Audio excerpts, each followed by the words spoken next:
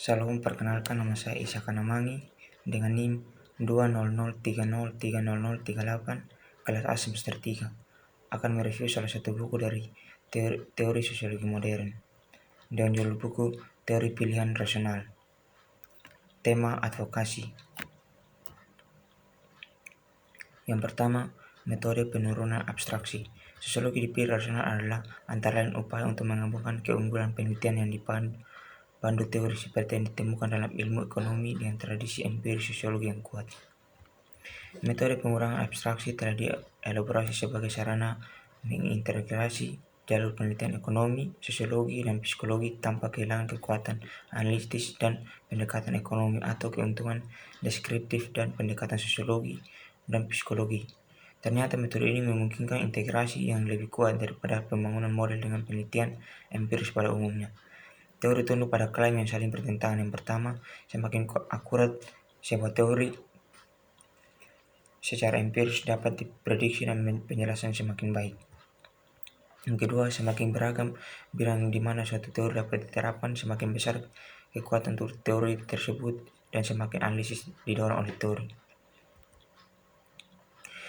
Untuk analisis yang didorong oleh teori, kita harus menyelaraskan deskripsi fenomena secara serius, yaitu seorang harus mengabstraksi dari fitur realitas. Dengan demikian teori diberikan secara empiris yang kurang akurat. Untuk membuat teori secara empiris yang lebih akurat, kita harus membuat lebih kompleks dan lebih sesuai dengan fenomena yang bersangkutan, sehingga kehilangan daya analitis. Metode pengurangan abstraksi, yaitu pengurangan penyederhanaan, mencoba untuk mencapai analisis yang didorong oleh teori akurat empiris dengan mengambil pembangunan model menjadi urutan versi teori di mana akurasi empiris didekati secara bertahap, sedangkan versi awal teori memberikan kekuatan analitis. Tugas utama sosiologi dan ekonomi adalah menganalisis sistem sosial. Kalau menyatakan sebagai berikut, fokusnya pada sistem sosial berperilaku harus dijelaskan. Teori individual harus memenuhi berbagai persyaratan, dan di sini 3 yang paling penting. Yang pertama, teori memungkinkan penerapan bermanfaat tanpa banyak informasi untuk individu yang keadaannya teori diterapkan semakin baik. Teori itu dapat difungsi dalam konteks individu. Yang kedua, semakin teori memungkinkan kita untuk meminimalkan jarak antara individu dan tingkat kolektif, semakin baik dapat berfungsi dalam konteks individu. Yang ketiga, semakin teori memungkinkan asumsi jembatan disederhanakan dan dibuat lebih kompleks, dan semakin baik dapat berfungsi dalam konteks individu. Metode pengurangan abstraksi tidak terbatas pada asumsi jembatan. Semua asumsi yang dibuat dalam metode model tunduk pada metode, dan demikian heuristrik harus ada asumsi lain. Kombinasi keunggulan analisis masyarakat atau tingkat kolektif dengan keunggulan teoritis penjelasan individu memerlukan struktur penjelasan ganda. Alasan bahwa asumsi pengurangan juga tunduk pada metode penurunan abstraksi adalah bahwa ada hubungan terbalik antara penyederhanaan dan biaya. Poin terakhir tentang metode pengurangan abstraksi adalah pertanyaan tentang di mana harus berhenti sulit dan memberikan kriteria yang pasti, tetapi sikap pragmatis bahwa jika kepuasan tambahan dari langkah terakhir mengembangkan model lebih besar daripada kesulitan ekstra yang ditampil untuk langkah terakhir. Yang berikut peran model aksi tujuan dalam sosiologi. Model tindakan purposif yang telah muncul di berbagai disiplin ilmu sosial dalam sifat asumsi yang dibuat tentang tindakan purposif. Mereka berbagi proposisi dasar bahwa manusia termotivasi mencapai kesenangan dan terhindar dari rasa sakit, bahwa motivasi menuntun mereka untuk bertindak dengan cara yang tidak dalam batas-batas informasi, yang memiliki kemampuan mereka untuk memprediksi masa depan, dan diharapkan untuk menghasilkan imbalan yang lebih besar daripada biaya lainnya. Dalam sistem aksioma, mereka nilai probabilitas diberikan secara objektif. Selanjutnya, dalam teori utilitas yang diharapkan subjektif seperti yang dikembangkan secara aksiomatis oleh Schaeffler, probabilitas dipandang sebagai derajat subjektif yang keyakinan sebagai model pilihan di bawah risiko. Fungsi utilitas dalam model mewakili campuran dari hubungan kekuatan preferensi, konsekuensi di bawah kepastian, dan sikap terhadap risiko, seperti yang dijelaskan oleh Tversky dan Kahneman. Landasan aksiomatik dan teori utilitas yang diharapkan subjektif melibatkan 4 asumsi. Yang pertama, pembatalan. Yang kedua, transvisa preferensi. Yang ketiga, dominasi. Yang keempat, harga. Dalam beberapa tahun terakhir semakin banyak bukti empiris bahwa perilaku tidak sesuai dengan asumsi yang telah menyebabkan psikologi dan bahwa beberapa ekonom untuk melihat model utilitas yang diharapkan sebagai tidak valid secara deskriptif dan mengusulkan modifikasi yang bervariasi dalam sejauh mana mereka mengikutinya dengan asumsinya. Yang berikut prinsip pilihan rasional dan masalah teori yang memuaskan. Teori dasar dalam teori adalah teori pilihan rasional memuaskan ini karena melakukan apa yang disarankan Goleman bahwa teori semacam itu harus dilakukan, yaitu menjelaskan perilaku sistem sosial dalam hal perilaku aktor, mengumpulkan keduanya secara teoritis sambil memodelkan sumber tingkat individu. Ia juga membuat prediksi yang telah diuji secara eksperimental.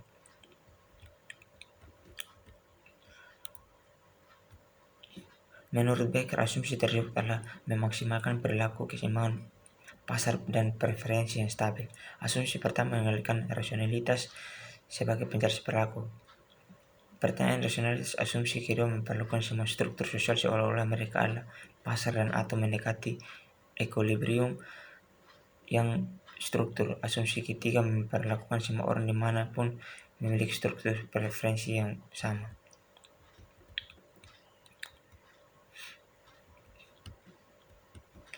Pendekatan ekonomi memperlakukan struktur sosial sebagai penyaring perangkat utilitas yang layak dari aktor set yang lebih besar umum untuk semua aktor. Ini bukan prosedur yang sepenuhnya memuaskan karena struktur sosial bersifat strategi, maka ini nilai aktor tidak terbatas. Yang berikut pencapaian tatanan global dalam masyarakat yang berbeda. Dua tradisi teoritis yang sangat berbeda telah muncul untuk menjelaskan tatanan sosial. Tradisi pertama, yang populer di kalangan elit teori pilihan sosial, berasal dari Hobbes. Ide utamanya adalah bahwa ketertiban dihasilkan dari jumlah besar keputusan independen untuk mentransfer hak dan kebebasan individu, serta pembentukan mekanisme untuk menyelesaikan perselisihan. Pengalihan berbagai hak dan kebebasan individu kepada negara tidak sendirian menghasilkan ketertiban, namun karena individu masih memiliki insentif dan mengganggu ketertiban mereka. Tidak ada negara yang memiliki sumber daya yang cukup untuk menjaga ketertiban hanya melalui kepolisian. Dalam tradisi ini, pencapaian ketertiban umumnya tidak dianggap bermasalah dalam masyarakat yang homogen secara sosial dan budaya, karena pengaturan ini nilai-nilai dan norma-norma terinternalisasi akan cenderung menjadi milik semua orang.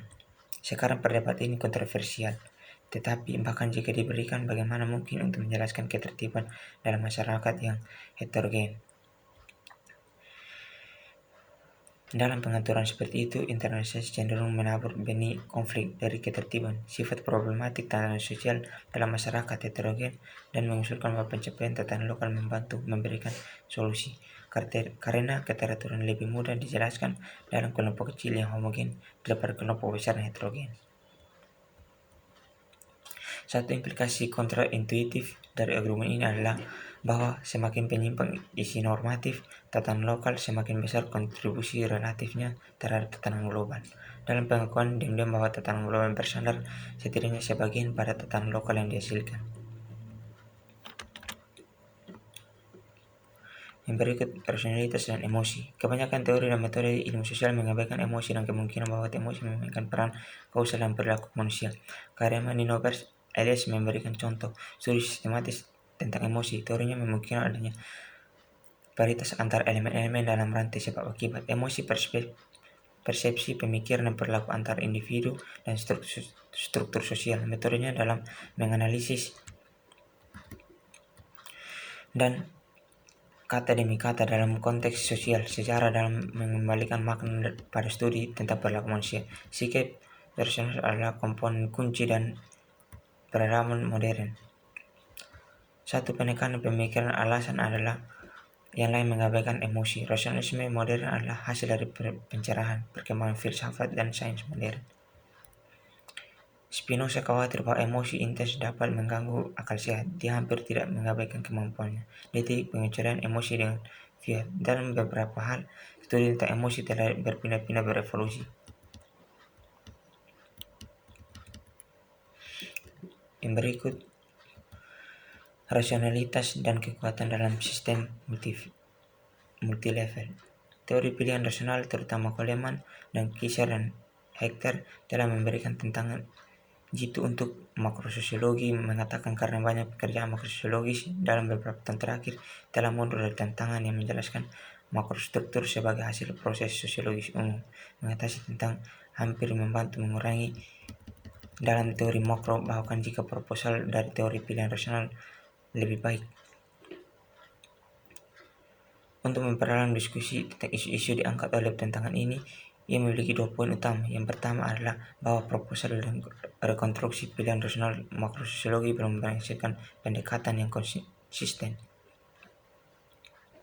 untuk memodelkan implikasi interaksi alami organisasi dibangun untuk struktur makro. Masalahnya adalah bahwa tindakan organisasi dibangun dipandang secara tidak sengaja dan tidak terduga dari perspektif aktor alam pembangunan. Dengan kata lain, tidak ada beberapa tindakan organisasional tidak rasional, perspektif dari aktor manusia yang terlibat.